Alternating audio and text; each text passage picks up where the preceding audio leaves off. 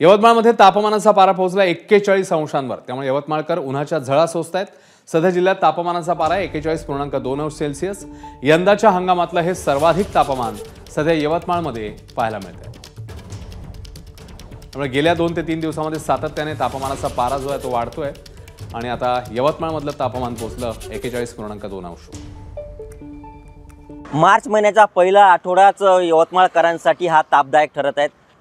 यवतमाळचा हा पारा जो आहे 41.2 अंशावरती पोहोचला आहे आणि त्यामुळे मार्च महिन्याच्या पहिल्या आठवड्यापासूनच नागरिकांची उन्हामुळे लाई होत आहेत। आपण जर पाहिलं तर हा जो यवतमाळ शहरातील मध्यवस्तीतला रस्ता आहे हा याच मार्चच्या पहिल्या आठवड्यातच निर्मनुष्य झाल्यात। या रस्त्यावरून नेहमी वर्दळ चालू असते, मात्र जर पाहिलं तर उन्हाचा पारा गेल्या 2 दिवसापासून उच्चांकी गाठत आहे। हवामान विभागाने सुद्धा उन्हाचा पारा वाढण्याची शक्यता वर्तवली होती आणि त्यामुळेच हा पारा आता उन्हाच्या झळा नागरिकांना सोसाव्या लागत आहेत। तसेच जिल्हा प्रशासनाकडून ग्रामीण रुग्णालयातील उष्णतेपासून जर काही इजा जर झाली तर त्यांच्या उपचारासाठी सुद्धा एक वेगळा वार्ड सुद्धा उभारण्यात आलेला आहे आणि तसेच प्रशासनाकडून सुद्धा नागरिकांनी डोक्याला रुमाल, टोपी, थंड पेयाचा वापर करावा जेणेकरून आरोग्यात कुठेही बिघाड होणार नाही अशा सूचना करण्यात आलेल्या आहेत। निलेश फाळके, एबीपी माझा, यवतमाळ।